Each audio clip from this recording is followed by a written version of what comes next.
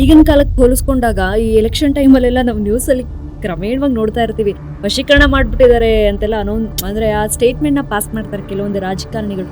ಕೂದಿರ್ಬೇಕು, ಬಟ್ಟೆ ಇರಬೇಕು, ಇದಕ್ಕೆ ಮೀರಿದಿನಂತೆ ಫೋಟೋ ಇಟ್ಕೊಂಡು ಮಾಡ್ತೀವಿ. ಇದೆ ರಾಜಕಾರಣಿಗಳದ್ದೇ ಯಾಕೆ ನೀವು ತಗೋತಾ ಇದ್ದೀರಾ? ಏನಾದ್ರೂ ಪ್ರಮುಖವಾದ ಖಂಡಿತ ಇದೆ. ರೀಸನ್ ಇದೆಯಾ? ಆ ರಾಜಕಾರಣಿ ಯಾಕಂದ್ರೆ ಇವ್ರನ್ನ ಉದ್ಧಾರ ಮಾಡಿದ್ರೆ 4 ಜನಕ್ಕೆ ಅನ್ನ ಸಿಗುತ್ತೆ. ಒಂದು ರಾಜಕಾರಣಿ ಬಂದ 13 ಜನ ಗೆಲ್ಲಿಸ್ಬೇಕು ಅಂದ, 15 ಜನ ಇದ್ರು ಟೋಟಲ್. ಸೊ ಅದರಲ್ಲಿ 13 ಜನ ಗೆದ್ರು. ನಾನು ಹೇಳಿದ್ದೆ ಈ ಪ್ಲೇಸಲ್ಲಿ ಇವ್ರು ಹೋಗಲ್ಲ ಅಂತ ಹೇಳಿದ್ದೆ. ಗೆದ್ದ ಮೇಲೆ ಏನಂತ ಹೇಳಬೇಕು, ಎಲ್ಲ ದೈವದಿಂದ ಆಯಿತು, ಬಿಡಿ ಬರ್ತೀವಿ ಅಂತ ಹೇಳಿದ್ಮೇಲೆ ಸರಿ ಆಯ್ತು ಹೋಗಿ ನನಗೆ ಏನು ಮಾಡಬೇಕು ನಂಗೆ ಗೊತ್ತಂದ್ಬಿಟ್ಟು ಇವತ್ತರೆಗೂ ಸೀಟಲ್ಲಿ ಕುತ್ಕೊಂಡಿದ್ದೀನಿ. ಈ ವಿಡಿಯೋ ಅವ್ರು ನೋಡ್ಬೋದು, ಗೊತ್ತಾಗಲಿ ಅಂತಲೇ ಮಾತಾಡಿದ್ದೀನಿ. ಸೊ ನನಗೆ ಮಾನ ಇಂಪಾರ್ಟೆಂಟ್, ಮರ್ಯಾದೆ ಇಂಪಾರ್ಟೆಂಟ್, ವಿದ್ಯೆ ಇಂಪಾರ್ಟೆಂಟ್, ಸರಸ್ವತಿ ಇಂಪಾರ್ಟೆಂಟ್. ಮನುಷ್ಯ ನಂಗೆ ಇಂಪಾರ್ಟೆಂಟ್ ಅಲ್ಲ. ಲೈಕ್ ನನಗೆ ಮನುಷ್ಯ ಯಾವ ಥರ ಅಂದರೆ ಲೈಕ್ ಟಿಶ್ಯೂ ಈ ಥರ ಮಾಡ್ತಾರೆ, ಬಿಸಾಕ್ತಾರೆ.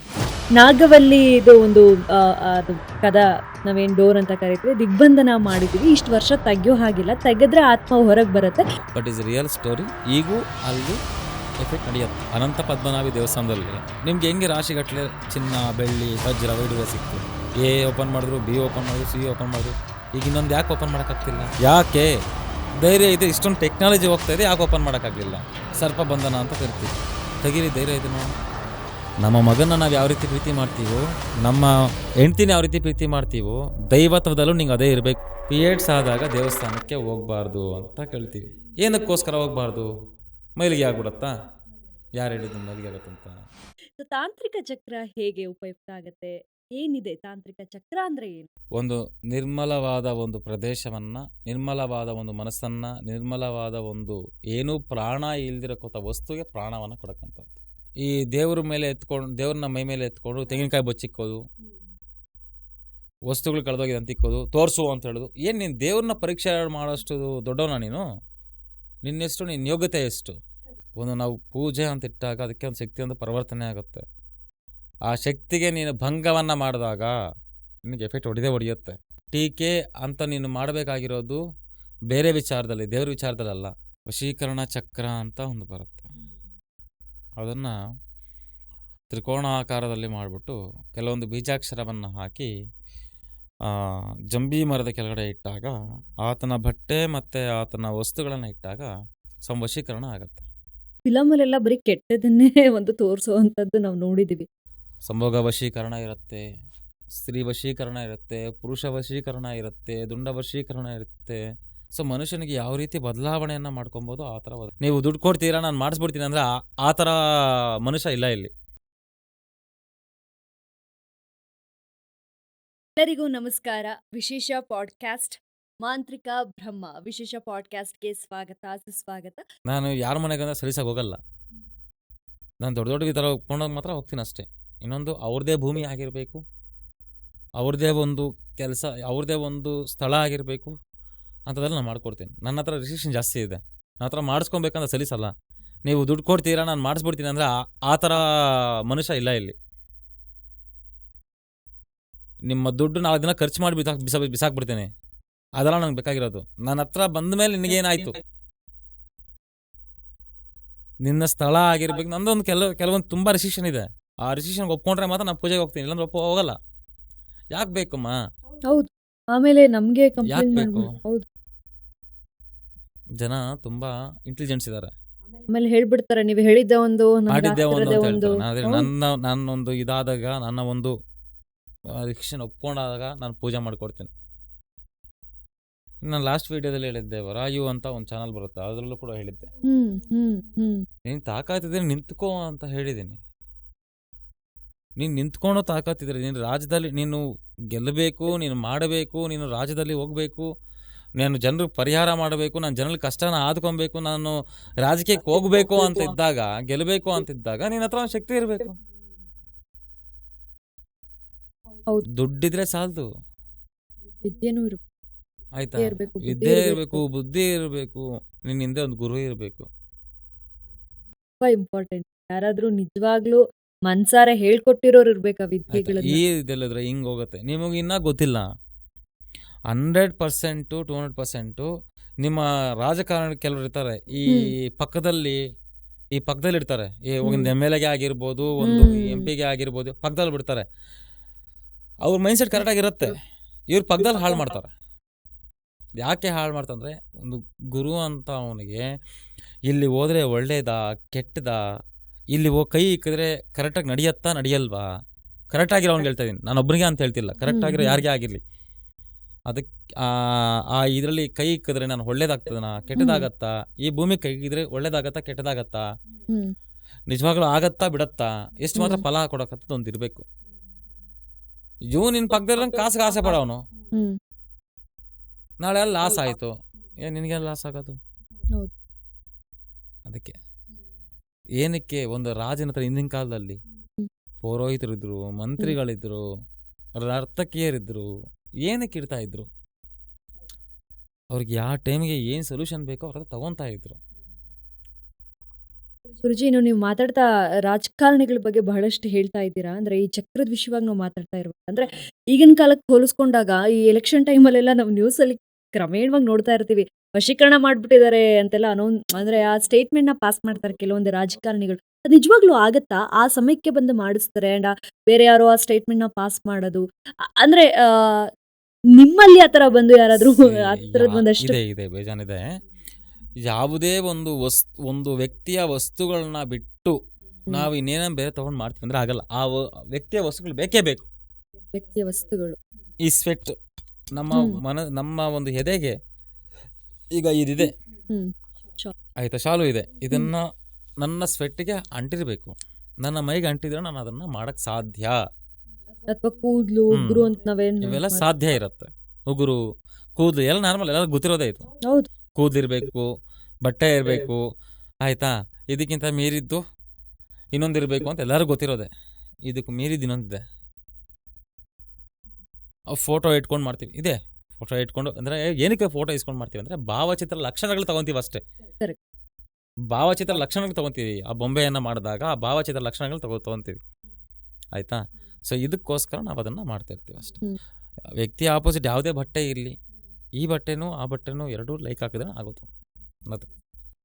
ಗುರುಜಿ, ಈಗ ನಾನು ಈ ಅಡ್ಗೋಡೆ ಮೇಲೆ ದೀಪ ಅಂತಾರ ಆ ಪ್ರಶ್ನೆ ಕೇಳ್ತೀನಿ ನಿಮ್ಮನ್ನ. ಅದು ಮಾಡೋದು ಈಗ ಸ್ವತಃ ಒಬ್ಬ ಗುರೂಜಿಯಾಗಿ ಈಗ ನೀವು ಆ ಥರದ್ದು ಒಂದು ವಶೀಕರಣ ಮಾಡೋದು, ಅಂದರೆ ಚಕ್ರದ ವಿಷಯವಾಗಿ ನಾವು ಮಾತಾಡ್ತಾ ಇರುವಾಗ ಸರಿನಾ ತಪ್ಪಾ ಅನ್ನೋ ಪ್ರಶ್ನೆ ನಿಮ್ಮಲ್ಲಿ ಮೂಡುತ್ತಾ? ಯಾರಾನ ಬಂದು ನಿಮ್ಮನ್ನ ಈ ಥರದೊಬ್ರನ್ನ ವಶೀಕರಣ ಮಾಡಿಕೊಡಿ ಅಥವಾ ಈ ಥರದ್ದೇನೋ ನನಗೆ ಚಕ್ರ ಹಾಕಿ ಹಿಂಗೆ ಮಾಡಿಕೊಡಿ ಅಂದಾಗ, ಅಂದರೆ ನಿಮ್ಮಲ್ಲಿ ಏನು ಅನಿಸುತ್ತೆ ಅಂತ ನಾನು ಕೇಳ್ತೀನಿ. ಕೆಲವೊಂದು ಟೈಮಲ್ಲಿ ಏನಾಗುತ್ತೆ ಅಂದರೆ ಬೇಜಾರಾಗ್ಬಿಡುತ್ತೆ ನಮ್ಗೆ ಕೂಡ. ಕೆಲವೊಂದು ವಿಷಯಗಳು ಕೇಳ್ತಾ ಇದ್ರೆ ನಮಗೆ ಬೇಜಾರಾಗ್ಬಿಡುತ್ತೆ. ಈ ಥರದಲ್ಲಿ ಕಷ್ಟದಲ್ಲಿದ್ದಾರ? ನಾನು ಕೇಳ್ತೀನಿ, ಕಷ್ಟ ಕೇಳ್ತೀನಿ. ಈಗ ಮದುವೆ ಆಗಿರೋ ಹುಡುಗಿ, ಏನಕ್ಕಪ್ಪ ನೀನು ವಶೀಕರಣ ಮಾಡ್ಕೊಬೇಕು ಅಂತ ಕೇಳ್ತೀನಿ. ಗಂಡ ಹೆಂಡತಿ ಅಲ್ಲಿ ಚೆನ್ನಾಗಿದ್ದರೆ ನಾನು ಬೈದು ಕಳಿಸ್ಬಿಡ್ತೀನಿ. ಈಗ ನಾನು ಒಂದು ಓಪನ್ ಆಗಿ ಹೇಳ್ತೀನಿ, ಈಗ ಆ ಹುಡುಗಿ ಫೋನ್ ಮಾಡಿಕೊಡು, ಮದುವೆ ಆಗಿದೆಯಲ್ಲ ಆ ಹುಡುಗಿಗೆ ಫೋನ್ ಮಾಡಿಕೊಡು, ಆ ಹುಡುಗಿಗೆ ಆಗಿರೋ ಕಷ್ಟ ನಾನು ಕೇಳ್ತೀನಿ. ಈಗ ನಿನ್ನ ಜೊತೆಯಲ್ಲೇ ಇದ್ದಾಳೆ ಅಂತ ಅಂದಮೇಲೆ ಅಲ್ವಾ, ನಿನ್ನ ಟಾಕಿಂಗಲ್ಲೇ ಇರ್ತಾಳೆ, ನಿನ್ನ ಜೊತೆಲಿ ಇದ್ದೇ ಇರ್ತಾಳೆ, ಫೋನ್ ಮಾಡಿಕೊಡು, ನಾನು ಮಾತಾಡ್ತೀನಿ. ಮಾತಾಡ್ಮೇಲೆ ಆ ಹುಡುಗಿ ಕೂಡ ಈಗ ಏನು ನಡೀತಾ ಅಂತ ತಿಳ್ಕೊಂಡ್ಮೇಲೆ ನಾನು ಅದನ್ನು ಮಾಡ್ತೀನಿ. ಇಲ್ಲ ನಾನು ಮಾಡೋಕ್ಕೋಗಲ್ಲ. ಇದು ಈ ಥರ ಇರುತ್ತೆ. ಗುರುಜಿ, ನಾವು ಮಾತಾಡ್ತಾ ಇದ್ದೀವಿ, ನೀವು ನನ್ನ ಪ್ರತಿ ಮಾತಲ್ಲೂ ರಾಜಕಾರಣಿಗಳು ಅಂತಾನೆ ಹೇಳ್ತಾ ಇದ್ದೀರಾ. ಈ ರಿಯಲ್ ಎಸ್ಟೇಟ್ಗಳನ್ನ ನೀವು ಮೆನ್ಷನ್ ಮಾಡಿ, ಅಂದರೆ ಒತ್ತಿ ನೀವು ಸುತ್ತಮುತ್ತ ಹೋಗಿ ಮತ್ತೆ ಅಲ್ಲೇ ನಿಂತ್ಕೋತಿದ್ದೀರಾ ಅಂದರೆ ಅದಕ್ಕೆ ಏನಾದ್ರು ಒಂದು ಕಾರಣ ಇರಬೇಕು ಅಂತ ಅನ್ಸುತ್ತೆ.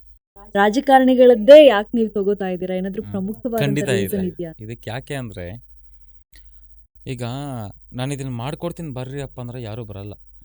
ವಿದ್ಯೆ ಎಲ್ಲಿದೆಯೋ ಅಲ್ಲಿ ಯಾರೂ ಜನಗಳು ಹೋಗಲ್ಲ, ಖಂಡಿತ ಹೋಗಲ್ಲ. ಅದು ನನಗೆ ಗೊತ್ತಿರೋ ವಿಚಾರನೇ, ಇದು ನನ್ನ ಓನ್ ಎಕ್ಸ್ಪೀರಿಯನ್ಸ್, ಆಯಿತಾ. ಕೆಲವೊಂದು ವೀಡಿಯೋ ಬಿಟ್ಟಾಗಿ ಇದು ಮಾಡಿದಾಗ ನಾನು ನನ್ನ ಹತ್ರ 4 ಜನ ರಾಜಕಾರಣಿಗೆ ಬರ್ತಿದ್ದಾರೆ, ಅದು ಸೆಕೆಂಡ್ರಿ. ಬಂದಾಗ ನಾನು ಕಾಣಿಸ್ಕೊಳಕ 4 ಜನಕ್ಕೆ ನಾನು ಒಳ್ಳೇದು ಮಾಡ್ಬೋದಲ್ಲ, ಆ ಹುಡ್ಕೊಂಡನ ಬರ್ತಾರಲ್ಲ ಅವ್ರಿಗೆ ಒಳ್ಳೇದು ಮಾಡ್ಬೋದಲ್ಲ ಅಂತ ಒಂದು ಆಸೆ ಅಷ್ಟೆ, ಏನೇನಿಲ್ಲ.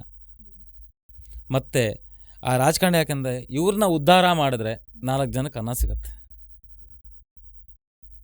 ಖಂಡಿತ. ಈಗ ರಾಜಕಾರಣಿ ಅಂತಿದ್ದಾಗ, ರಾಜಕಾರಣಿ ಇವ್ನ ಬಿಲ್ಡಪ್ ಮಾಡಿದಾಗ, ಇವ್ರನ್ನ ಒಂದು ಗೆಲ್ಲಿಸಿದಾಗ, ಇವ್ನು ನಂಬ್ಕೊಂಡು ಹಿಂದೆ ಎಷ್ಟೋ ಜನ ಕೆಲಸ ಮಾಡಿರ್ತಾರೆ, ಕರೆಕ್ಟೇ ಅಲ್ವಾ? ಈಗ ಎಕ್ಸಾಂಪಲ್, ಈಗ ನೀವೇ ಈಗ ನಿಮ್ಗೋಸ್ಕರ ಒಂದು 20 ಜನ 40 ಜನ ಎಲೆಕ್ಷನ್ ಓಡಾಡಿರ್ತಾರೆ, ನಿಮ್ಗೋಸ್ಕರ ಕಷ್ಟಪಟ್ಟಿರ್ತಾರೆ, ನಿಮ್ಗೋಸ್ಕರ ಎಲ್ಲ ಥರ ಮಾಡಿರ್ತಾರೆ ಅಲ್ವಾ? ನಿನ್ನ ಗೆಲ್ಲಿಸ್ಬಿಟ್ರೆ ಆ 40 ಜನಕ್ಕೂ ಊಟ ಸಿಗತ್ತಾ, ಆ 40 ಜನಕ್ಕೂ ಒಂದು ಕೆಲಸ ಸಿಗತ್ತಾ? ಇದು ನನ್ನ ಆಂಬಿಷನ್. ಆ ಕಾರಣಕ್ಕೆ ನೀವು ಖಂಡಿತ ಅವ್ರಿಗೆ ಅಪಾಯಿಂಟ್ಮೆಂಟ್ಸ್ ಖಂಡಿತ ತಗೊಂಡು ಶೋರ್. ಮಾಡ್ಕೊಡ್ತೀರಾ. ಅದಕ್ಕೆ ಅಂತಾನೆ ಶುಕ್ರವಾರ, ಶನಿವಾರ, ಭಾನುವಾರ ಅವ್ರಿಗಂತಾನೆ ಇಟ್ಬಿಟ್ಟಿದ್ದೀನಿ. ಅವ್ರಿಗಂತಾನೆ ಇಟ್ಟಿದ್ದೀನಿ. ಯಾಕೆ ಅಂದರೆ ನನಗೆ ಆ ಛಲ, ಗೆಲ್ಲೋ ತಾಕತ್ತು ಅವರಲ್ಲಿದ್ದರೆ ನನಗೆ ಯಾಕೆ ಗೆಲ್ಸೋ ತಾಕತ್ತಿಲ್ವಲ್ಲ? ಅವ್ರಿಗೆ ಗೆಲ್ಲೋ ಆಸಕ್ತಿ ಇದ್ದರೆ ನಾನೇ ಗೆಲ್ಸಬಾರ್ದು. ಹ್ಮ್ ನನಗೊಂದೇ ಒಂದು ಮನುಷ್ಯನ ಹತ್ರ, ಈಗ ಒಂದು ಎಕ್ಸಾಂಪಲ್, ಸಕ್ಕರೆ ಹಾಕಿದ್ರೆ ಇರುವೆ ಹೋಗತ್ತಾ? ಆ ಥರ ಒಂದು ರಾಜಕಾರಣಿ ಬೆಳೆದಾಗ 100 ಜನ ಬೆಳೀತಾರೆ. ಅವನು ತುಳಿತಾನೋ ಬಿಡ್ತಾನೋ ಸೆಕೆಂಡ್ ನಂಗೆ ಗೊತ್ತಿಲ್ಲ. ಹ್ಮ್ ಅವನಿಂದ ಒಂದು 3 ಹೊತ್ತು ಊಟ ಸಿಗತ್ತಾ? ಹ್ಮ್ ಅವನು ಗೊತ್ತು ಕಾರಣ ಯಾರು ಅಂತ ಅವನೊಬ್ಬ ಮನಸ್ಸಲ್ಲಿ ಇರಲಿ, ಆ 100 ಜನಕ್ಕೆ ಗೊತ್ತಾಗೋ ಅವಶ್ಯಕತೆ ಇಲ್ಲ. ಕರೆಕ್ಟ್. ಅವನಿಂದ ಬೆಳೀತಾರಲ್ಲ, ನಂಗೆ ಅದು ಸಾಕು. ಹ್ಮ್ ಇದು ಅವನೊಂದು ಏನೋ ಒಂದು ತೊಗೊಂಬರ್ತಾನೆ, ಆ ಒಂದು ಫ್ಯಾಕ್ಟ್ರಿನ ಇಡ್ತಾರೋ, ಇನ್ನೊಂದು ಹ್ಮ್ ಗೌರ್ಮೆಂಟ್ ಪ್ರಕಾರ ಮಾಡ್ತಾನೋ. ಸೊ ಅಷ್ಟು ಜನಕ್ಕೆ ಇವ್ನು ನಂಬ್ಕೊಂಡು ಬಂದ ಜನಕ್ಕೆಲ್ಲ ಉದ್ಯೋಗ ಕೊಡ್ತಾನೆ, ಒಂದು ಊಟ ಇಡ್ತಾನೆ. ಸೊ ಆ ಇದ್ರಲ್ಲಿ ನಾನು ನೋಡ್ಕೊತೀನಿ ಸಾಕು. ನೋಡಪ್ಪ ಇವತ್ತು ನಾನು ಇವನು ಗೆಲ್ಲಿಸಿದೆ, ಹ್ಮ್ ಬಟ್ ಇವನು ಚೆನ್ನಾಗಿದ್ದಾನೆ, 4 ಜನಕ್ಕೆ ಒಳ್ಳೇದು ಮಾಡಿದ್ದಾನೆ, ಇಷ್ಟು ಸಾಕು ನನಗೆ, ಇನ್ನೇನು ಬೇಡ. ಸೊ ನೀವು ಹಾಗಾದ್ರೆ ತುಂಬಾ ಜನ ಗೆಲ್ಸಿದ್ದೀರಾ ಅಂತ ಆಯ್ತು. ಹೇಳ್ಬೋದು, ಏನು ನಿಮ್ಮ ಚಾನೆಲ್ಲೇ, ನಿಮ್ಮ ಜನಗಳೇ, ನಿಮ್ಮ ವ್ಯೂವರ್ಸೇ. ಇದೆ, ಕೆಲವೊಂದಿದೆ. ಅದಾದ್ಮೇಲೆ ಏನಂತ ಬಂದು ಹೇಳಿದ್ದಾರೆ ರಾಜಕಾರಣಿಗಳು ನಿಮ್ಮ ಕೆಲವೊಂದು ಹತ್ರ? ಅದರಲ್ಲಿ ಯಾವ ರೀತಿ ನಿಮ್ಗೆ ಅಭಿನಂದನೆ, ನಿಮ್ಗೆ ಗ್ರೇಟ್ಫುಲ್ ಆಗಿ ಯಾವ ರೀತಿ ಇದ್ದಾರೆ? ಕೆಲವರು ಇದ್ದಾರೆ, ಕೆಲವರು ಅದು ಅಧಿಕಾರ ಅಹಂ ಅಂತ ಬಂದ್ಬಿಡದ. ಹೇಳ್ತಾರೆ. ಕೆಲವರು ಹೋಗಿರೋರು ಇದ್ದಾರೆ, ಬೇಜಾನ್ ಜನ ಆಗಿದೆ. ಮತ್ತೆ ಬಂದು ನಾನು ಸೇರಿಸಿರೋರು ಕೂಡ ಆಗಿದೆ. ಹ್ಮ್ ಒಂದು ಎಕ್ಸಾಂಪಲ್, ಒಂದು ಸ್ಟೋರಿ ಹೇಳ್ತೀನಿ. ಒಂದು ರಾಜಕಾರಣಿ ಬಂದ, ಹ್ಮ್ 13 ಜನ ಗೆಲ್ಲಿಸ್ಬೇಕು ಅಂದ. 15 ಜನ ಇದ್ರು ಟೋಟಲ್ದು, ಯಾವುದೋ ಒಂದು ಚಿಕ್ಕ ಇದು 15-16 ಜನ ಇದ್ರು ಅನ್ಸುತ್ತೆ. ಸೊ ಅದರಲ್ಲಿ 13 ಜನ ಗೆದ್ದರು. ವಾಹ್. ನಾನು ಹೇಳಿದ್ದೆ ಈ ಪ್ಲೇಸಲ್ಲಿ ಇವ್ರು ಹೋಗಲ್ಲ ಅಂತ ಹೇಳಿದ್ದೆ. ಅವ್ರು ಹೋಗಿ. ಅವರು ಆಲ್ಮೋಸ್ಟು ಗೆಲ್ಲಿಲ್ಲ, ಇಬ್ಬರು ಸೋತೋಗ್ತಾರೆ ಅಂತಲೇ ಹೇಳಿದ್ದೆ. ಸೊ ಹ್ಮ್ ಯಾವುದೇ ಕಾರಣಕ್ಕೆ ಚೇಂಜ್ ಮಾಡೋಕ್ಕಾಗಲ್ಲ ಅಂತ ಹೇಳಿದ್ದೆ. ಅದು ಆದ ನಂತರ ಹ್ಮ್ ಇಲ್ಲಿ ದೈವಶಕ್ತಿನೂ ಹೌದು, ನನ್ನ ಮಂತ್ರಶಕ್ತಿನೂ ಹೌದು, ನಂಗೆ ಸಂಬಂಧ ಇಲ್ಲ. ಹ್ಮ್ ನೀನು ಬಂದ ಮೇಲೆ ನೀನು ನಂಗೆ ಏನಂತ ಹೇಳಬೇಕು, ಗೆದ್ದ ಮೇಲೆ ಏನಂತ ಹೇಳಬೇಕು, ಹ್ಮ್ ಒಳ್ಳೆ ಏನೋ ನಿಮ್ಮಿಂದ ಆಯಿತು, ಇಲ್ಲ ದೈವಶಕ್ತಿಯಿಂದ ಇಬ್ಬರಿಂದ ಆಯಿತು, ಥ್ಯಾಂಕ್ಸ್ ಅಂತ ಹೇಳ್ಬಿಟ್ಟು ಹೋಗ್ತಾ ಹ್ಮ್ ಇರಬೇಕು. ನೀ ಅಂತ ನಾನು ದುಡ್ಡು ಹೌದು. ಆಸೆ ಪಟ್ಟಿಲ್ಲ, ಏನೋ ಕರೆಕ್ಟ್. ಎಲ್ಲ ದೈವದಿಂದ ಆಯಿತು, ಬಿಡಿ ಬರ್ತೀವಿ ಅಂತ ಹೇಳಿದ್ಮೇಲೆ ಸರಿ ಆಯ್ತು, ಹೋಗಿ ನನಗೆ ಏನು ಮಾಡಬೇಕು ನಂಗೆ ಕೂತು ಅಂದ್ಬಿಟ್ಟು ಇವತ್ತವರೆಗೂ ಸೀಟಲ್ಲಿ ಕೂತ್ಕೊಂಡಿಲ್ಲ. ಇವತ್ತವರೆಗೂ ಸೀಟಲ್ಲಿ ಕೂತಿಲ್ಲ. ಹುಷಾರಾಗಿರ್ಬೇಕು. ಈ ವಿಡಿಯೋ ಅವ್ರು ನೋಡ್ಬೋದು, ಹಾ. ಗೊತ್ತಾಗಲಿ ಅಂತಲೇ ಮಾತಾಡಿದ್ದೀನಿ. ನಾನು ಪರ್ಸನ್ ಮೆನ್ಷನ್ ಮಾಡಿಲ್ಲ. ಹ್ಮ್ ಅವ್ರು ಯಾರು ಮೋಸ ಮಾಡಿದ, ನನಗೇ ಮೋಸ ಮಾಡ್ತಾರೆ ಅಂದಾಗ ಖಂಡಿತ. ಅದು ಅಟ್ಲೀಸ್ಟ್ ನೀವು ಕೊಟ್ಟಂತಹ ಒಂದು ಸಜೆಷನ್ಸು, ನೀವು ನಿಮ್ಮಲ್ಲಿರೋ ವಿದ್ಯೆಯನ್ನ ಬಳಸಿ ಅವ್ರನ್ನ ನಾನು ಗೆಲ್ಸಿರೋದು ತಗೊಂಡಿರೋ 13 ಅಮೌಂಟು ಜನದವರೆಗೂ. ಅವ್ರಿಗೆ ಒಂದಿನ ಖರ್ಚು. ನಾನು ಇಲ್ಲಿ ಅಮೌಂಟ್ ಬಗ್ಗೆ ಮಾತಾಡಿಲ್ಲ. ನೀನು ಅಟ್ಲೀಸ್ಟ್ ಆ ಕ್ಷಣದಲ್ಲಿ ನಿನಗೊಂದು ಮಾತು ಹೇಳಿದರೆ ಇವತ್ತು ನೀನು ಆ ಸೀಟಲ್ಲಿ ಕುತ್ಕೊತಾ ಇದ್ದೆ, ಖಂಡಿತ ಕುತ್ಕೊತಾ ಇದ್ದೆ. ಯಾಕಂದ್ರೆ ನನ್ನ ಗ್ರೇಟ್ಫುಲ್ನೆಸ್ ಶಕ್ತಿ ಆದ್ರೂ ಅವ್ನಿಗೆ ಇರ್ಬೇಕು. ಗೊತ್ತು, ನಾನು ಏನು ಮಾಡ್ಕೊಟ್ಟಿದ್ದೀನಿ, ಏನು ಮಾಡಿಲ್ಲ ನಂಗೆ ಗೊತ್ತು. ಸೊ ಇದನ್ನ ಅರ್ಥ ಮಾಡ್ಕೊಬೇಕು. ಈ ವಿಡಿಯೋ ಅವ್ರು ನೋಡಿದ್ರು ಪರವಾಗಿಲ್ಲ, ಮತ್ತೆ ಕಾಲ್ ಮಾಡಿದೆ ಪಿಕ್ ಮಾಡ್ತಿಲ್ಲ ನಾನು, ಈ ಥರ ಇರುತ್ತೆ. ಸೊ ನನಗೆ ಮಾನ ಇಂಪಾರ್ಟೆಂಟ್, ಮರ್ಯಾದೆ ಇಂಪಾರ್ಟೆಂಟ್, ವಿದ್ಯೆ ಇಂಪಾರ್ಟೆಂಟ್, ಸರಸ್ವತಿ ಇಂಪಾರ್ಟೆಂಟ್, ಮನುಷ್ಯ ನಂಗೆ ಇಂಪಾರ್ಟೆಂಟ್ ಅಲ್ಲ. ಲೈಕ್ ನನಗೆ ಮನುಷ್ಯ ಯಾವ ಥರ ಅಂದರೆ, ಲೈಕ್ ಟಿಶ್ಯೂ ಪೇಪರ್ ಓಪನಾಗಿ ಹೇಳ್ತೀನಿ, ನನ್ನೇ ಆಗಲಿ ಇನ್ನೊಬ್ಬರನ್ನೇ ಆಗಲಿ ಈ ಥರ ಮಾಡ್ತಾರೆ, ಬಿಸಾಕ್ತಾರೆ. ಸೊ ಇದು ಮನುಷ್ಯನ ಸೈಕಾಲಜಿ ಅಷ್ಟೇ, ಅದು ಎಲ್ಲಾರ್ದು ಅಷ್ಟೇ. ಅವಸರ ಇದ್ದಾಗ ಕ್ಯಾಚ್ ಮಾಡ್ತಾರೆ, ಅವಸಾಗಿ ಬಿಟ್ಬಿಡ್ತಾರೆ. ಸೊ ಅದು ಬೇಡ. ಅಟ್ಲೀಸ್ಟ್ ಅದು ನೀವೊಂದು ಸಹಾಯ ಮಾಡಿದ್ದಕ್ಕೋ ಅಥವಾ ನೀವು ಅದನ್ನ ಗೆಲ್ಸ್ಕೊಟ್ಟಿದ್ದಕ್ಕೆ ಅಟ್ಲೀಸ್ಟ್ ಅದೊಂದು ಗ್ರೇಟ್ಫುಲ್ನೆಸ್ ಇದ್ರೆ ನಾವು Just ಒಂದೊಳ್ಳೆ ಅಲ್ಲಿ ವ್ಯಕ್ತಿಗೆ ಮಾಡಿದೀವಿ ಒಂದೇ ಅನ್ನೋದೊಂದು ಥ್ಯಾಂಕ್ ಇರುತ್ತೆ. ಯು ಗುರುಗಳೇ ಅಂತ ಒಂದು ಮಾತು ಹೌದು. ಹೇಳಿದ್ರೆ ಇವತ್ತು ಹಿಂಗೆ ಇರ್ತೈತೆ. ಸೊ ಅದಷ್ಟೇ. ಸೊ ಆ ಥರ 1-2 ಅಲ್ಲ, ಪಾಪ ಜೊತೆಲಿ ಇದ್ದಾರೆ, ಇವಾಗ ಜೊತೆಲಿದ್ದಾರೆ, ಬಿಟ್ಟು ಹೋಗಿರೋರು ಇದ್ದಾರೆ. ಹ್ಮ್ ಈ ಥರ ಎಲ್ಲ ಹೇಳಿದ್ನಲ್ಲ, ಪಕ್ಕದಲ್ಲೇ ಇರ್ತಾರೆ ಅಂತ. ಏನು ಮಾಡೋಕ್ಕಾಗಲ್ಲ, ಇಸ್ ಅವ್ರ ಹ್ಮ್ ಮೆಂಟಾಲಿಟಿ. ನಾನು ಯಾರನ್ನೂ ಬಾ ಅಂತ ಕರೆಯಲ್ಲ, ಹೋಗು ಅಂತ ಕರೆಯಲ್ಲ. ಬಂದರೆ ಬಾ, ಹೋಗೇ ಹೋಗು, ಇಷ್ಟೇ. ಗುರುಜಿ ಇವಾಗ ಹೇಳ್ತಾ ಇದ್ರು, ಆದಷ್ಟು ರಾಜಕಾರಣಿಗಳಿಗೂ ನಾನು ಒಂದು ವಿಶೇಷವಾದಂಥ ಅಪಾಯಿಂಟ್ಮೆಂಟ್ಸ್ನ ಕೊಡ್ತೀನಿ ಶುಕ್ರವಾರ, ಶನಿವಾರ, ಭಾನುವಾರ ಅಂತ. ಇನ್ನು ಮಿಕ್ಕಿದ್ದು ನಿಮಗೂ ಕೂಡ ಇದೆ. ಸೋಮವಾರದಿಂದ ಬುಧವಾರ ಬೆಳಗ್ಗೆ 11ರಿಂದ ಸಂಜೆ 4 ಗಂಟೆವರೆಗೂ ಸಣ್ಣ ಒಂದಷ್ಟು ಅಪಾಯಿಂಟ್ಮೆಂಟ್ಸ್ ನಿಮಗೆ ಅವೈಲಬಿಲಿಟಿ ಇರುತ್ತೆ.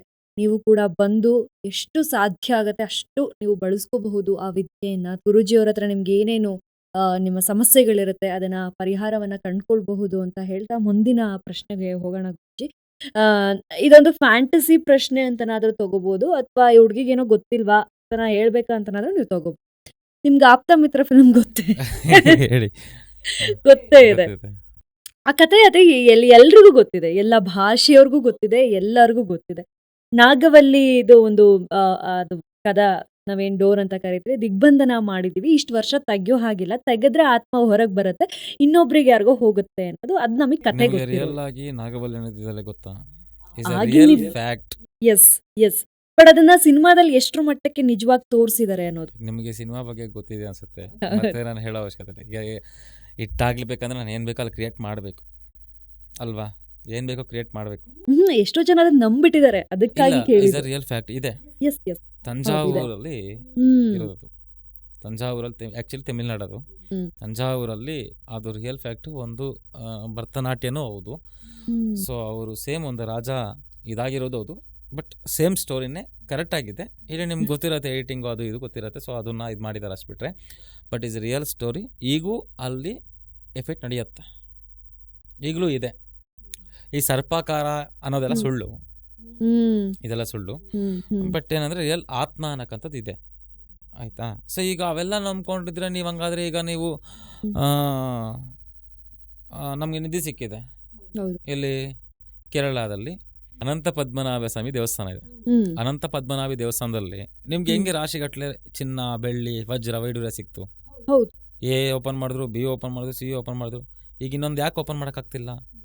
ಯಾಕೆ? ಧೈರ್ಯ ಇದೆ, ಇಷ್ಟೊಂದು ಟೆಕ್ನಾಲಜಿ ಹೋಗ್ತಾ ಇದೆ, ಯಾಕೆ ಓಪನ್ ಮಾಡೋಕ್ಕಾಗಲಿಲ್ಲ?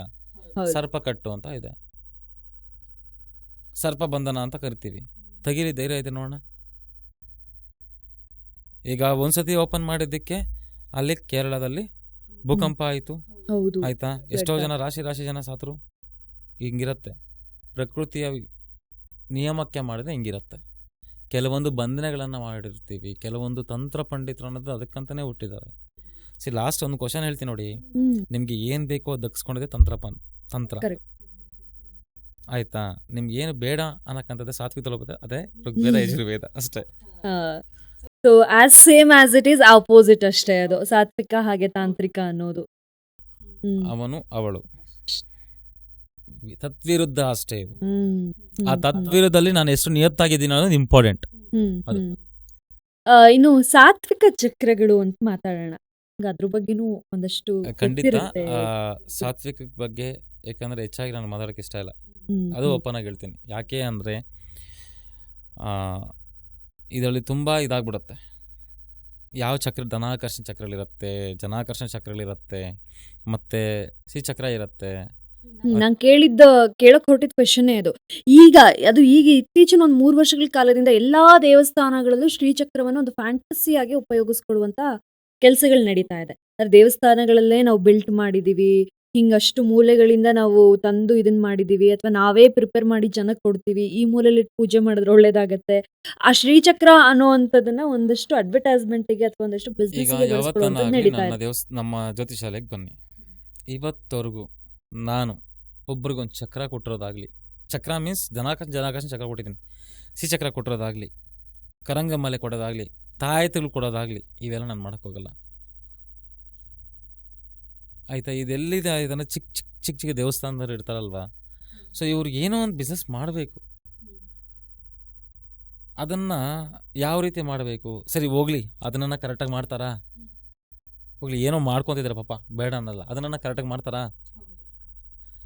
ಏನೋ ಒಂದು ಅಚ್ಚಲ್ಲಿ ಹಾಕ್ಬಿಡೋದು, ಏನೋ ಒಂದು ಅಚ್ಚಲ್ಲಿ ಹಾಕ್ಬಿಡೋದು, ಆಯಿತಾ? ಆ ಅಚ್ಚಲ್ಲಿ ಏನೋ ಒಂದು ಮೂಲಿಕೆಗಳ ಬಗ್ಗೆ ಹಾಕ್ಬಿಡೋದು, ಆಯಿತಾ? ಏನೋ ಒಂದು ಮೂಲಿಕೆಗಳ ಬಗ್ಗೆ ಹಾಕ್ಬಿಡೋದು, ಏನೋ ಒಂದು ಅದಕ್ಕೆ ಬೀಜಾಕ್ಷರಗಳು ಹೇಳ್ಬಿಡೋದು, ಏನೋ ಒಂದು ಅದಕ್ಕೆ ಮಂತ್ರವನ್ನು ಉಚ್ಚಾರಣೆ ಮಾಡೋದು, ಏನೋ ಒಂದು ಪಾದ್ರಸ ಹಾಕಿದ್ದೀನಿ, ಇದಾಕಿಂತ ತೊಗೊಂಡೋಗು. ಇದೇನಾ? ಎಲ್ಲಿ ನಾವು ಶ್ರೀಚಕ್ರವನ್ನು ಪ್ರತಿಷ್ಠಾಪನೆ ಮಾಡಬೇಕು? ಯಾವ ಮೂಲೆಯಲ್ಲಿ ಶ್ರೀಚಕ್ರವನ್ನು ಪ್ರತಿಷ್ಠಾಪನೆ ಮಾಡಬೇಕು? ಯಾವ ದೇವಸ್ಥಾನದಲ್ಲಿ ಮಾಡಬೇಕು? ಎಲ್ಲ ದೇವಸ್ಥಾನದಲ್ಲಿ ಮಾಡಬಾರ್ದು. ಹೌದು. ಎಲ್ಲ ದೇವಸ್ಥಾನದ ಶ್ರೀಚಕ್ರ ಪ್ರತಿಷ್ಠಾಪನೆಯನ್ನು ಮಾಡಬಾರ್ದು. ಶ್ರೀಚಕ್ರ ಪ್ರತಿಷ್ಠಾಪನೆ ಮಾಡಿದ್ರೆ ಆ ದೇವಸ್ಥಾನ ಆಯ್ತಾ ಕಟ್ಟೋದು ಎಷ್ಟು? ಒಂದು ಎಕ್ಸಾಂಪಲ್ ಹೇಳ್ತೀನಿ ನೋಡಿ. ಈಗ ವೆಂಕಟರಮಣ ದೇವಸ್ಥಾನ ಇದೆ.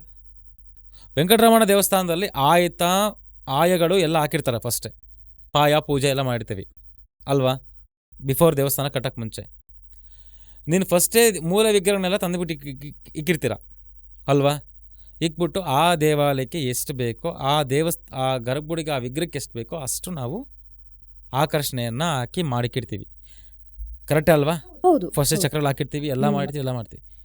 ನೀನು ದೇವಸ್ಥಾನ ಎಲ್ಲ ಇಂಪ್ರೂವ್ಮೆಂಟ್ ಆದಮೇಲೆ, ದೇವಸ್ಥಾನ ಎಲ್ಲ ಕಟ್ಟದ ನಂತರ, ದೇವಸ್ಥಾನ ಪ್ರತಿಷ್ಠಾಪನೆ ಆದ ನಂತರ ಆಮೇಲೆ ನೀನು ಶ್ರೀಚಕ್ರ ತಂದಿಕ್ಕಿದ್ರೆ ನಿಂಗೆ ಪ್ರಯೋಜನ ಆಗತ್ತಾ? ನೀನು ಪ್ರತಿಷ್ಠಾಪನೆ ಆಗೋವಾಗ ಇಡು, ಅದು ಲೆಕ್ಕ ಇರುತ್ತೆ. ಯಾವತ್ತೇ ಆಗಲಿ ಶ್ರೀಚಕ್ರ ಅನ್ನಕ್ಕಂಥದ್ದು ಕದಲ್ಬಾರದು, ಸ್ಥಿರ. ಆಯ್ತಾ? ಸ್ಥಿರವಾಗಿದ್ಬಿಡ್ಬೇಕು. ಸ್ಥಿರವಾಗಿದ್ದಾಗ ಆ ಶ್ರೀಚಕ್ರ ಕೆಳಗಡೆ ಏನಾಗಬೇಕು, ಯಾವ ಥರ ನಿಲ್ಲಿಸ್ಬೇಕು ಅನ್ನಕ್ಕಂತ ಗೊತ್ತಿರಬೇಕು ಫಸ್ಟ್. ಫ್ಯಾಂಟಸಿಯಾಗಿ ಬೆಳೆಸ್ಕೊಳ್ತಿರೋದ್ರ ಬಗ್ಗೆ ಏನು ಹೇಳ್ತೀರಾ? ನಾನು ಅಂಥವ್ರ ಬಗ್ಗೆ ಏನು ಮಾತಾಡೋಕ್ಕೂ ಆಗಲ್ಲ, ಯಾಕಂದರೆ ವೇಸ್ಟ್ ಆಫ್ ಟೈಮ್ ನಂದು ಅವ್ರ ಬಗ್ಗೆ ಮಾತಾಡೋದಕ್ಕೆ. ಅಲ್ಲ, ಅದನ್ನೆಲ್ಲ ನಂಬುವಂಥ ಜನಕ್ಕಾದರೂ ನೀವೇನಂತ ಹೇಳಿ? ಶ್ರೀಚಕ್ರದ ಮೇಲೆ ಬೀಜಾಕ್ಷರಗಳಾಗಿರ್ತವೆ, ಪ್ರತಿಯೊಂದು ಸ್ಟೆಪ್ ಬೈ ಸ್ಟೆಪ್ಪಕ್ಕೂ ಬೀಜಾಕ್ಷರ ಇರುತ್ತೆ, ಅದನ್ನೆಲ್ಲ ಯೂಸ್ ಮಾಡಬೇಕು. ನಾನೊಂದು ನೀವು ಬೇಕಾದ ತಿರುಪತಿ ತಿಮ್ಮಪ್ಪನ ದೇವಸ್ಥಾನಕ್ಕೆ ಹೋಗಿ ಬನ್ನಿ, ಆದಿಶಂಕರಾಚಾರ್ಯರು ಪ್ರತಿಷ್ಠಾಪನೆ ಮಾಡೋವಂಥದ್ದು. ಏನಕ್ಕೆ ಅದೊಂದು ನಿಯಮ ಮಾಡ್ತೀವಿ, ಆಯಿತಾ? ಸೊ ಕೆಲವೊಂದು ಕಡೆ ತುಂಬ ಶಕ್ತಿ ಇದೆ. ಇಲ್ಲಿ ಏನಾಗಿದೆ ಅಂದರೆ, ನಮ್ಮಣ್ಣ ದೇವಸ್ಥಾನ ಪ್ರತಿಷ್ಠಾಪನೆ ಮಾಡ್ಬಿಟ್ಟ, ತಮ್ಮ ಯಾಕೆ ಮಾಡಬಾರ್ದು? ಕಾಂಪಿಟೇಷನ್, ದೈವದಲ್ಲಿ ಕಾಂಪಿಟೇಷನ್. ಸರಿ ಮಾಡಿದೆ, ಓಕೆ, ಅದನ್ನು ಚೆನ್ನಾಗಿ ನೋಡ್ಕೊತಾ ಇದೆಯಾ? ಇಲ್ಲ. ಬೆಳಗ್ಗೆ ಎದ್ರೆ ನೀರು ಹಾಕಲ್ಲ ನೀನು ದೇವ್ರಿಗೆ. ಮಗ ನುಟ್ಟಿಸ್ಬಿಟ್ರೆ ಆಗಲ್ಲ. ಅವ್ನು ಸ್ಕೂಲ್ ಕಳಿಸೋದಿರತ್ತೆ, ಬಾಕ್ಸ್ ಕಟ್ಟೋದಿರತ್ತೆ, ಊಟ ಹಾಕೋದಿರತ್ತೆ. ಇಲ್ಲ ಅಂದರೆ ಏನೋ ಇಕ್ಕಿದ್ಯಾ ನನಗೆ ಅಂತ ಕೇಳ್ತಾನೆ. ಅವನು ಮತ್ತೆ ಆಸ್ತಿ ಮಾಡಬೇಕು ಅಲ್ವಾ? ಸೊ ಆ ಥರ ನಿನ್ನ ಮಗನ ನೀನು ಪ್ರೀತಿ ಎಷ್ಟು ಮಾಡ್ತೀಯೋ, ನಿನ್ನ ದೈವತ್ವದಲ್ಲೂ ಅದೇ ಪ್ರೀತಿ ಮಾಡು. ಯಾಕೆ ನಾನು ಕೆಳಗಡೆ ಬೀಳ್ತೀನಿ, ಯಾಕೆ ನಾನು ಕೆಳಗಡೆ ಹೋಗ್ತೀನಿ ಅನ್ನೋ ಒಂದು ಪರಿಜ್ಞಾನ ಬಿಟ್ಟು ದೇವ್ರ ಪೂಜೆ ಕರೆಕ್ಟಾಗಿ ಮಾಡು. ಅವಾಗ ಕರೆಕ್ಟಾಗಿ ಸರೋಗತ್ತಲ್ಲ. ಕರೆಕ್ಟ್ ಅಲ್ವಾ? ನಮ್ಮ ಮಗನ ನಾವು ಯಾವ ರೀತಿ ಪ್ರೀತಿ ಮಾಡ್ತೀವೋ, ನಮ್ಮ ಹೆಂಡ್ತಿನ ಯಾವ ರೀತಿ ಪ್ರೀತಿ ಮಾಡ್ತೀವೋ, ದೈವತ್ವದಲ್ಲೂ ನಿಂಗೆ ಅದೇ ಇರಬೇಕು. ಹರಹರ ಶಂಭೋ ಶಂಕರ ಅಂತ ಹೇಳೋದಲ್ಲ, ಪಾದಕ್ಕೆ ಸ್ಮರಣೆ ಮಾಡು, ನಿನ್ನ ಏಕಾಗ್ರತೆಯನ್ನು ಸ್ಮರಣೆ ಮಾಡು, ನಿನ್ನ ಜ್ಞಾನವನ್ನು ಕುಳಿತುಕೋ, ಭಗವಂತನ ಆರಾಧನೆಯನ್ನು ಮಾಡು. ನೀನು ಒಡೆದಾಗ ಅಮ್ಮ ಅಂತ ಹೆಂಗೆ ಕರಿತೀಯೋ, ಆ ಎರಡನೇ ಪದನೇ ದೇವರು ಅಂತ ಕೂಡ ಬರಬೇಕು. ಯಾಕೆ ದೇವ್ರ ನನಗೆ ಈ ಕಷ್ಟ ಕೊಟ್ಟೆ ಅನ್ನೋ ಬದಲು, ಯಾಕೆ ದೇವ್ರ ನನಗಿನ್ನ ಯಾವ ಥರ ಪೂಜೆ ಮಾಡಬೇಕು ಅಂತ ಕೇಳು. ಎಲ್ಲರೂ ಯಾಕೆ ದೇವ್ರು ನನಗೆ ಇಷ್ಟು ಕಷ್ಟ ಕೊಡ್ತೀಯ ಅಂತ ಕೇಳ್ತಾರೆ. ಕಷ್ಟ ಕೊಡ್ತೀವಿ, ಕಷ್ಟ ಕೊಡ್ತಾರೆ, ಈಸ್ಕೊಳ್ಳಿ, ಇನ್ನೂ ಕೊಡಿ ಅಂತ ಕೇಳಿ. ನೀನು ದೇವ್ರ ಪೂಜೆ ಮಾತ್ರ ಬಿಡಬಾರ್ದು. ಅದು ಖಂಡಿತ ತಾಯಿ ಮಮತೆ, ದೇವರ ಪ್ರೀತಿ ಯಾರೂ ಕಿತ್ಕೊಳಕ್ಕಾಗಲ್ಲ. ಸತ್ಯವಾದ ಅಂದ್ರೆ ನಮ್ಮಲ್ಲಿರುವಂಥ ಪ್ರತಿಭೆನಾಗ್ಲಿ, ತಾಯಿ ಪ್ರೀತಿ ಆಗಲಿ, ಅಥವಾ ನಾವು ದೈವತ್ವ ಕೊಡುವಂಥ ಪ್ರೀತಿ ಆಗಲಿ, ಅದು ಎಲ್ಲಿಂದನೂ ಯಾರಿಂದನೂ ಸಿಗುವಂಥದ್ದಲ್ಲ, ನಾವಾಗೆ ಬೆಳೆಸ್ಕೊಳ್ಬೇಕು. ಗುರುಜಿ, ಈಗ ಚಕ್ರದ ಬಗ್ಗೆ ತುಂಬಾ ಮಾಹಿತಿಯನ್ನ ನಾವು ಯಾವ್ಯಾವ ರೀತಿ ಯಾವ ರೀತಿ ಉಪಯೋಗ ಆಗತ್ತೆ, ಯಾವ ರೀತಿ ನಮಗೆ ಉಪಯೋಗ ಆಗದಲ್ಲೇ ಇರೋದಕ್ಕೆ ಕಾರಣ ಏನು, ಪ್ರತಿಯೊಂದನ್ನು ನೀವು ಜನಗಳಿಗೆ ಚಕ್ರದ ಬಗ್ಗೆ ಏನ್ ಹೇಳಿ, ಅದರಲ್ಲೂ ತಾಂತ್ರಿಕ ಚಕ್ರ ಬಾರಿ. ತಾಂತ್ರಿಕ ಚಕ್ರಗಳು ಅಂದರೆ ಅದರಲ್ಲಿ ಬೀಜಾಕ್ಷರ ನೋಡ್ಕೊಂಡು, ಈಗ ನಿಮ್ಗೆ ಯಾವ ಥರ ಅನುಕೂಲ ಆಗುತ್ತೋ, ಯಾರ್ಯಾರಿಗೆ ಏನೇನು ಅನುಕೂಲ ಬೇಕೋ ಅದನ್ನು ಮಾಡಿಸ್ಕೊಳ್ಳಿ. ಏನೋ ಒಂದು ಮಾಡಿ ಇನ್ನೊಂದು ಚಕ್ರಗಳನ್ನು ಹಾಕಿಸಿ ಅದಕ್ಕೆ ನಿಮ್ಮ ಲೈಫ್ಗೆ ಎಫೆಕ್ಟ್ ತಗೊಳ್ಬೇಡಿ. ಚಕ್ರಗಳಿಂದನೂ ನಿಮ್ಮ ಲೈಫ್ಗೆ ಥ್ರೆಟ್ ಇರುತ್ತೆ. ಧನಾಕರ್ಷಣೆಗೆ ತಗೊಳ್ಳಿ, ಜನಾಕರ್ಷಣೆಗೆ ತಗೊಳ್ಳಿ, ವಶೀಕರಣನೇ ತಗೊಳ್ಳಿ. ಬೇರೆ ಬೇರೆ ರಿಲೇಟಿವ್ ತಗೊಂಡು ಯಾವುದೇ ಕಾರಣಕ್ಕೂ ನಿಮ್ಮ ಹತ್ರ ಇದಿಟ್ಕೊಂಡ್ರೆ ಒಳ್ಳೇದಾಗತ್ತೆ, ಅದಿಟ್ಕೊಂಡ್ರೆ ಒಳ್ಳೇದಾಗತ್ತೆ, ಇವೆಲ್ಲ ಯಾವುದು ನಂಬಕೋಬೇಡಿ. ಫಸ್ಟ್ ಹೇಳೋದು ಏನು ಯೂಸ್ ಬೇಕೋ ಅದನ್ನು ಮಾತ್ರ ಕೇಳಿ. ಅದನ್ನು ಪರ್ಫೆಕ್ಟಾಗಿ ಯಾವ ರೀತಿ ಮಾಡ್ತಾರೆ, ಯಾವ್ ಟು ಕ್ವಶನ್ ಹಿಮ್, ಹೆಂಗೆ ಮಾಡ್ತೀರಾ, ಯಾವ ರೀತಿ ಮಾಡ್ತೀರಾ ಅಂತ ಕೇಳಿ ಆಮೇಲೆ ನೀವು ತಗೋಬೇಕು. ಸುಮ್ಮನೆ ಈಗ ಒಂದು ಎಕ್ಸಾಂಪಲ್, ಮನೆಯಲ್ಲಿ ಸ್ಟಡಿ ಇಷ್ಟು ನಮ್ಮ ಕೈ ಮುಷ್ಟಿ ಎಷ್ಟಿದೆಯೋ, ಅಂದರೆ ಇದೆಷ್ಟಿದೆಯೋ ಇಂಚು ಅಷ್ಟು ಮಾತ್ರ ವಿಗ್ರಹ ಇಡಬೇಕು ಅಂತ ರೂಲ್ಸ್ ಇದೆ. ಕೆಲವು ಮನೇಲಿ ಏನು ಮಾಡ್ತೀವಿ, ಈ ವಿಗ್ರಹ ಇಡ್ತೀವಿ, ಇವೆಲ್ಲ ಇಡೋಂಗಿಲ್ಲ. ಯಾಕೆ? ಮನೆಯಲ್ಲಿ ಅಂಟು ಮುಟ್ಟು ಸೋಕತ್ತೆ, ಸೊ ಅದಕ್ಕೋಸ್ಕರ ಈ ಥರ ಇರುತ್ತೆ ಅಷ್ಟೇ. ಆಯಿತಾ? ಎಲ್ಲರೂ ಏನಾಗತ್ತೆ, ಇನ್ನೊಂದು ವಿಚಾರ ಹೇಳ್ತೀನಿ. ಪೀರಿಯಡ್ಸ್ ಆದಾಗ ದೇವಸ್ಥಾನಕ್ಕೆ ಹೋಗ್ಬಾರ್ದು ಅಂತ ಕೇಳ್ತೀವಿ. ಏನಕ್ಕೋಸ್ಕರ ಹೋಗ್ಬಾರ್ದು? ಮೈಲಿಗೆ ಆಗ್ಬಿಡತ್ತಾ? ಯಾರು ಹೇಳಿದ್ದು ನಿಮ್ಮ ಮೈಲಿಗೆ ಆಗತ್ತಂತ? ದೇವಸ್ಥಾನದಲ್ಲಿ ಜನಗಳಿಗೆ ಮೈಲಿಗೆ ಆಗತ್ತಂತಲ್ಲ, ದೇವರಿಗೆ ಮೈಲಿಗೆ ಆಗತ್ತೆ ಅಂತ ಅರ್ಥ ಆಯ್ತಾ? ದೇವರಿಗೆ ಮೈಲಿಗೆ ಆಗಬಾರ್ದು ಅಂತಲೇ ಅವ್ರನ್ನ ಕರೆಸೋದಿಲ್ಲ, 5 ದಿನ ಕರೆಸೋದಿಲ್ಲ. ದೇವರಿಗೆ ಮೈಲಿಗೆ ಆಗಬಾರ್ದು. ಆ ಥರನೂ ಅಷ್ಟೇ ಇದಕ್ಕೆ ರಿಲೇಟಿವ್. ದಿಗ್ಬಂಧನಗಳ ಚಕ್ರಗಳಂದರೆ ಏನು, ವಶೀಕರಣ ಚಕ್ರಗಳಂದರೆ ಏನು, ಯಾವ ರೀತಿ ಇದನ್ನು ಮಾಡಬೇಕು ಅನ್ನೋ ಪರಿಜ್ಞಾನ ತಂತ್ರ ಪಂಡಿತರಿಗೆ ಇರಬೇಕು. ಅದನ್ನು ಹೇಳುತ್ತೆ. ಗುರುಜಿ, ನಾವು ಬಹಳಷ್ಟು ಮಾತಾಡಿದ್ವಿ ಚಕ್ರದ ಬಗ್ಗೆ. ಜನರಿಗಂತೂ ಇದ್ರಂತೂ ತುಂಬಾ ಒಂದು ಉಪಯುಕ್ತ. ಮತ್ತು ಚಕ್ರಗಳು ಕೊಟ್ಟಾಗ ಅದರ ಬ್ಯಾಕ್ ಸೈಡ್ ಏನಾಗಬೇಕು, ಏನು ವಸ್ತುಗಳನ್ನಾಗಬೇಕು, ಏನು ಮೂಲಿಕೆಗಳಾಗಬೇಕು, ಯಾರ ಹೆಸರಿಂದ ತೊಗೊಂಬರ್ಬೇಕು, ಏನೇನು ತೊಗೊಂಬರ್ಬೇಕು ಅನ್ನೋದು ಪರಿಜ್ಞಾನ ಗೊತ್ತಿರಬೇಕು. ಅದು ಎಲ್ಲಿ ತಗೋಬೇಕು ಆ ಪರಿಜ್ಞಾನ ಅಥವಾ ಜ್ಞಾನವನ್ನ ಎಲ್ಲಿ ಬೆಳೆಸ್ಕೊಳ್ಬೇಕು ಅಂತಂದ್ರೆ ಒಂದಷ್ಟು ಒಳ್ಳೆ ವಿದ್ಯೆಯನ್ನ ಕಲ್ತಿರುವಂತಹ ಖಂಡಿತ. ನೀವ್ ಅದನ್ನೇ ಹೇಳ್ತಾ ಇದ್ರಿ. ಅಟ್ಲೀಸ್ಟ್ ಅಲ್ಲಿ ಒಂದ್ ಸ್ವಲ್ಪ ಗೊತ್ತಿರೋ ಹತ್ರ ಹೋಗಿ ತಿಳ್ಕೊಳ್ಳಿ ಅಂತ ಹೇಳ್ತಾ ಇದ್ರಿ. ಸೊ ನಮ್ ಜನರಿಗಂತೂ ಇದಕ್ಕಿಂತ ಉಪಯುಕ್ತ ಮಾಹಿತಿ ಮತ್ತೆಲ್ಲಿ ಸಿಗುತ್ತೆ ನಂಗೆ ನಿಜವಾಗ್ಲೂ ಗೊತ್ತಿಲ್ಲ. ಯಾಕಂದ್ರೆ ಅಷ್ಟು ಉಪಯುಕ್ತ ಮಾಹಿತಿಗಳನ್ನ ನೀವು ನಿಮ್ದೇ ಆದ ಚಾನಲ್, ನಮ್ಮ ಮಾಂತ್ರಿಕ ಬ್ರಹ್ಮ ಯೂಟ್ಯೂಬ್ ಚಾನಲ್ ಅಲ್ಲಿ ಕೊಟ್ರಿ. ಜನಗಳಿಗೆ ಇದು ಡೆಫಿನೆಟ್ ಆಗಿ ಉಪಯುಕ್ತ ಅಂತ ಅನ್ಸುತ್ತೆ. ಯಾಕಂದ್ರೆ ಸಾತ್ವಿಕ ಚಕ್ರ ನಾವೇನ್ ಮಾತಾಡ್ತೀವಿ, ಶ್ರೀ ಚಕ್ರ ಅಥವಾ ಬೇರೆ ಬೇರೆ ಚಕ್ರಗಳನ್ನ ನಾವೇನ್ ನೋಡಿದೀವಿ ಅದ್ರ ಬಗ್ಗೆ ಒಂದಷ್ಟು ಮಾಹಿತಿ ಇರುತ್ತೆ. ತಾಂತ್ರಿಕ ಚಕ್ರ ಅಂತ ಮೊದಲನೇ ಬಾರಿಗೆ ಕೇಳೋರು ಬಹಳಷ್ಟು ಜನ ಇರ್ತಾರೆ. ಅಂಥದ್ರಲ್ಲಿ ಅಂತಹ ಜನಗಳಿಗೆ ನೀವು ಬಹಳಷ್ಟು ಉಪಯುಕ್ತ ಮಾಹಿತಿಯನ್ನ ಕೊಟ್ರಿ ತಾಂತ್ರಿಕ ಚಕ್ರಗಳ ಬಗ್ಗೆ. ನಿಜವಾಗ್ಲೂ ತುಂಬಾ ಖುಷಿ ಆಯ್ತು. ಇದು ತುಂಬಾ ಉಪಯುಕ್ತವಾದಂತಹ ಎಪಿಸೋಡ್ ಅಂತ ನಾನು ಭಾವಿಸ್ತೀನಿ. ತಮಗೆ ನಿಜವಾಗ್ಲೂ ಧನ್ಯವಾದಗಳು ತಿಳಿಸಕ್ಕೆ ಇಷ್ಟಪಡ್ತೀನಿ. ಮಾಹಿತಿಯನ್ನ ಅಚ್ಚುಕಟ್ಟಾಗಿ ರವಾನೆ ಮಾಡಿದ್ದಕ್ಕೆ, ನಮ್ಮ ಜನಗಳ ಮನಸ್ಸಿನಲ್ಲಿ ಕೂರಿಸಿದ್ದಕ್ಕೆ ಆ ಒಂದು ಮಾಹಿತಿಗಳನ್ನ ತಮಗೆ ಧನ್ಯವಾದ ಗುರುಜಿ. Thank you so much. ನೋಡಿದ್ರಲ್ಲ ಈ ಎಪಿಸೋಡ್ನಲ್ಲಿ ಚಕ್ರ ಅಂದ್ರೆ ಏನು, ತಾಂತ್ರಿಕ ಚಕ್ರ ಅಂದ್ರೆ ಏನು, ಉಪಯೋಗ ಏನು, ಮನೇಲಿ ಮಾಡಿದ್ರೆ ಹೇಗಿರುತ್ತೆ, ವಶೀಕರಣ ಅಂದ್ರೆ ಏನು, ಸ್ತ್ರೀ ಪುರುಷ ವಶೀಕರಣ ಅಂದ್ರೆ ಏನು, ಅಥವಾ ಈ ಹುಡುಗಿಯನ್ನ ವಶೀಕರಣ ಮಾಡ್ಕೊಂಡು ಎಲ್ಲಾದ್ರ ಬಗ್ಗೆನೂ ನಿಮ್ಗೆ ಇಂಚಿಂಚು ಮಾಹಿತಿಯನ್ನ ನಮ್ಮ ಶ್ರೀ ಸುಭಾಷ್ ಆಚಾರ್ಯ ಗುರೂಜಿಯವರು ನಿಮ್ಗೆ ತಲುಪಿಸಿದ್ದಾರೆ ಅಂತ ಅನ್ಕೊಳ್ತಾ ಇದ್ದೀನಿ. ಮತ್ತಷ್ಟು ಎಪಿಸೋಡ್ಗಳು ನಿಮ್ಮ ಮುಂದೆ ಬರೋದಕ್ಕೆ ಬಾಕಿ ಇದಾವೆ. ಮತ್ತಷ್ಟು ಟಾಪಿಕ್ಸ್ನೊಟ್ಟಿಗೆ ಗುರೂಜಿಯವರೊಟ್ಟಿಗೆ ಮಾತುಕತೆ ಮಾಡೋದು ಬಾಕಿ ಇದೆ. ಮುಂದಿನ ಎಪಿಸೋಡ್ನಲ್ಲಿ ಸಿಗ್ತಾರಣ. ಅಲ್ಲಿವರೆಗೂ ನೋಡ್ತಾ ಇರಿ ಮಾಂತ್ರಿಕ ಬ್ರಹ್ಮ ಯೂಟ್ಯೂಬ್ ಚಾನಲ್. ಲೈಕ್ ಮಾಡಿ, ಶೇರ್ ಮಾಡಿ, ಸಬ್ಸ್ಕ್ರೈಬ್. ಮತ್ತೆ ಸಿಗೋಣ. ನಾನು ಹೋಗಿ ಬರ್ತೀನಿ. ನಮಸ್ಕಾರ ಗುರುಗಳೇ. ಇವರನ್ನ ಕಾಂಟ್ಯಾಕ್ಟ್ ಮಾಡಬೇಕು ಅಂತ ಅಂದ್ರೆ ನಮ್ಮ ಸ್ಕ್ರೀನ್ ಮೇಲೆ ಅಂದ್ರೆ ಮಾಂತ್ರಿಕ ಬ್ರಹ್ಮ ಯೂಟ್ಯೂಬ್ ಚಾನೆಲ್ನ ನೀವು ವಿಸಿಟ್ ಮಾಡ್ತು ಅಂತ ಅಂದ್ರೆ ಯಾವುದೇ ಸ್ಕ್ರೀನ್ ಮೇಲಾದ್ರೂ ಇವರ ಕಾಂಟ್ಯಾಕ್ಟ್ ನಂಬರ್ ಇರುತ್ತೆ. ಅಪಾಯಿಂಟ್ಮೆಂಟ್ ಮೇರೆಗೆ ಇವರನ್ನು ನೀವು ಭೇಟಿ ಕೂಡ ಮಾಡಬಹುದಾಗಿದೆ. ಇವರ ಅಡ್ರೆಸ್ ಬಂದು Jayanagar 4th T block Shri Balmuri Ganapati Kalikadevi ಜ್ಯೋತಿಷ್ಯಾಲಯದಲ್ಲಿ ಇವರು ನಿಮಗೆ ಖಂಡಿತವಾಗ್ಲೂ ಸಿಗ್ತಾರೆ. ಸೋಮವಾರದಿಂದ ಬುಧವಾರದವರೆಗೂ ಸಾಮಾನ್ಯ ಜನಕ್ಕೆ ಸಿಕ್ಕಿದ್ರೆ, ಶನಿವಾರ ಮತ್ತೆ ಭಾನುವಾರ ವಿಶೇಷ ವ್ಯಕ್ತಿಗಳಿಗೆ ಕೂಡ ಅಪಾಯಿಂಟ್ಮೆಂಟ್ ನ ಕೊಡ್ತಾರೆ.